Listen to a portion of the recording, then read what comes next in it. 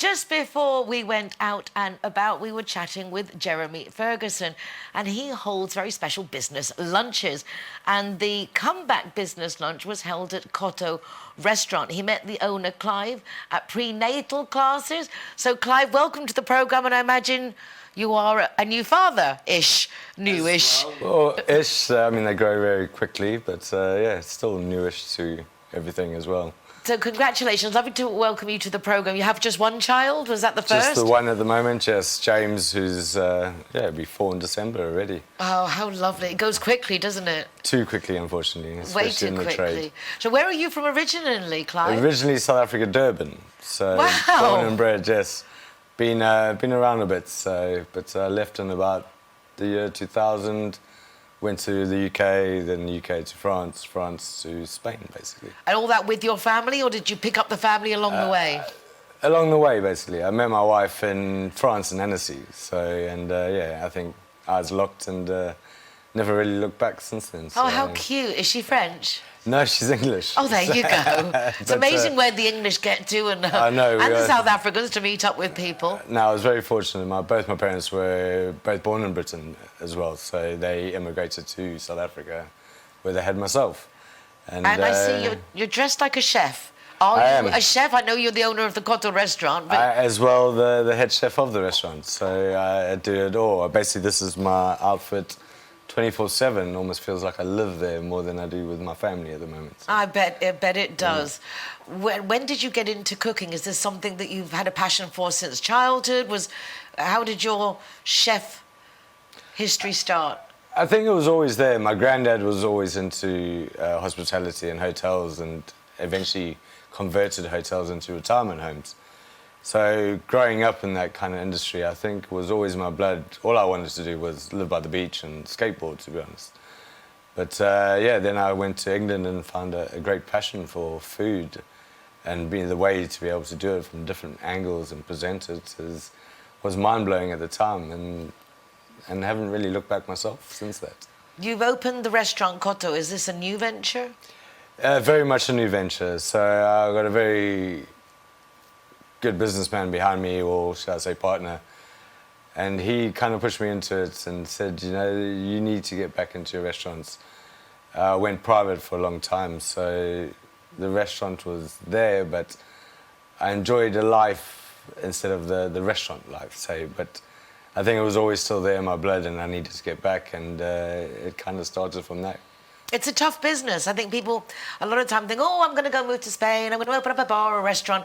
But it is one of the hardest businesses, because you're always, as you say, working from the shopping to the preparing to the deciding what you're going to offer. Very much so. It's relentless, basically. You know, there's a lot of sacrificing going involved, especially with family, friends, your own lifestyle. It becomes your life, and hence why I think most chefs, when you ever do see them, are wearing their chef jackets or kind of ready to get back in that kitchen. Or their pajamas, basically. Who cooks at home? Generally the wife. If it was going to be me cooking at home, it wouldn't be anything more than kind of pot noodles, because it's the last thing I want to see in my less than half a day off, basically. There's a saying in Spanish, in casa de herrero, cuchillo de palo. In the ironmonger's house, they use a wooden spoon. Exactly. I can understand that. So tell us a little bit about the restaurant. What's the style of cuisine? So at the moment, we're doing kind of a European cuisine, basically. So we use a lot of traditional dishes, but do a little bit of a modern twist. And then every other dish, there's kind of one of my dishes. But give us some of your favourite dishes. Oh, there's loads. It's one of the worst questions to ask a person, because I've done so many dishes over the time, but I love... If I was to go today to the restaurant, what would you recommend that I try? Definitely the meat side. You know, the meats, we have some brilliant kind of aged beef. We use secreto. We use we've even putting back venison now. So a lot of game that you'll see walking around the premises might actually be on the menu. So it's kind of, we try to keep seasonal, and we like to change. So we always come out with daily specials and different options, as well as trying to figure out what the market wants. So. Whereabouts is the Coto Restaurant? So we are nestled on the Ronda Road. It's kind of just past the south entrance of Zagaleta and before the north, so kind of nestled into the mountain. So it's not too far up? No, I'd say it's about 10 minutes coming from Marbella without traffic, obviously. And on a bad day, 15 minutes. It seems further, but once you're there, you got the amazing But it's views. a good road. It's a very well looked after road. Yeah, because I mean, when people say the Ronda Road, a lot of people have this envision that they're going to be winding their way through the mountains. I know, you'd have to go all the way to Marbella, all the way to Ronda for that to kind of get that car sickness, as they say.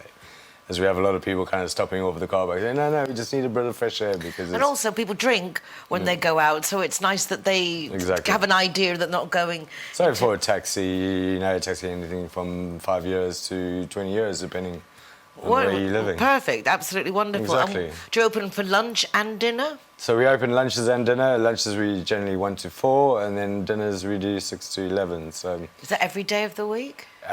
Except Sundays. Sundays we do a full-on traditional kind of, we say English roast, a Sunday lunch roast, and we close the evenings on Sunday lunch. Sunday evenings. So you open every single day for lunch, but then you only close Sunday evenings after you've done your traditional. When you say traditional, what things do you do differently to the tradition? Well, it's obviously using the local produce first of all, and then but we use the same techniques as you would do. So you still get your traditional Yorkshire pudding and cauliflower cheeses and stuff. It's something a bit more hearty, especially, and for a winter period, it's a perfect hearty kind of meal that people, instead of running to the beach and looking after their beach buds, now they can kind of. And what kind of price range are you focused on? It's something for everyone for me, I'd say. We have everything up to caviar, which you get, your imperial caviar, your royal caviar, which are, it's quite a lot of money for a small portion, but at the same time, when you come for lunch, you can pay 30 euros with a free glass of wine and... So you have a lunch menu as well? As well, yes. And you get a complimentary drink with it, as well as a 2-course or 1-course, depending. With traditional dishes like tortillas and the Spanish omelette, exactly the same thing, but and then everything to a club sandwich, to a lovely piece of pave of salmon. So yeah, the options are there. We try to be a little bit different to your general kind of everyday Spanish Chiringuita story, but at the same time have a market for people who just want to come for an easy, quick lunch, as well as people who want to come for a full-on a la carte and actually dining experience. Yeah. So a full-on a la carte experience, which will just, hopefully leave your taste buds wondering afterwards, basically. And I suppose you're open for events, weddings, meetings, all kinds of things. We do a lot of private events, and also we do our own events for Coto events. We recently did a South African evening night where we made our own biltong, which is a cured meat, basically, very similar to beef jerky, but I think tastes a hell of a lot better. And traditional dish like bunny chow, which is a curry in the sense of a loaf. But then we've also done paella nights as well. So we've done the full-on paella nights. We have the big stands out, and I have my Spanish chefs kind of cooking away, and it gives them a bit of peace of mind where it's not the same a la carte every night over and over again. Do you have inside and outside dining as well? Yes. So we've got a beautiful terrace, surrounding terrace. We even have a roof terrace as well upstairs, which is more kind of lounging pre-dinner drink or after-dinner drink with fantastic views over the whole Marbella coastline. So it's all good. It sounds absolutely fabulous. You certainly landed, it would seem, on your feet, albeit in a kitchen, 24/7. Yes, I don't know if my wife prefers this or kind of a bit against it, She can do what she wants when she wants, but at the same time, is she missing me that much? Which I think she obviously is, especially my son. I would definitely think so, but I suppose you give it a go. See how it goes. It's still all very new. Exactly. And if it's worth it, that is, you're investing in your future, then I'm sure she'll hang on a little bit. Of course. Yeah, it's for all of us. It's for the whole family. Exactly. So, And then get maybe someone to come in and take your place. You could teach them your secrets. That's definitely the long-term goal. So eventually sit back and kind of, be head chef, and but just oversee everything. Do you have any aspirations to go for Michelin stars or things like that, or are you trying to keep it more down to earth? A lot of people have asked, said you should go, and I've been there. I've worked in Michelin star restaurants, and it's intense. And for the amount of staff you kind of need to have to maintain these standards in Michelin stars is very intense, and it's a lot of commitment, even more than what I'm doing at the moment. But at the same time, I want people to have good produce done at an affordable price at the same time, feel like they're in a luxury place, and enjoy an experience that sometimes people don't normally get the option to have. Sounds wonderful, and I uphold your decision to not go for Michelin stars, because really, having watched Danny Garcia go through it, Yeah. it really is a lot of work, and then you've got to maintain it, and at the end of the day, as long as you've got the client's approval Yes. and you've got that return business, what more validation can one really ask for? Exactly, and even Danny Garcia has been one of our clients that have come to the restaurant, as you said. So, but yeah, because he loves his golf and he plays a lot in Los Sequeros, I think. So, and we only just up the road from there. Wonderful. Well, I'm ever so happy for you, very proud of you, and I Thank look you. forward to coming and trying it out for myself. Please do. Yes, I really missed out at the business lunch. Unfortunately, a friend wasn't well and I couldn't make it, but I will definitely be giving it a go and giving you my feedback. Good. I can't wait for it and really look forward to it. Clive, thank you so much. And your pleasure. Thank you so much, and have a great day.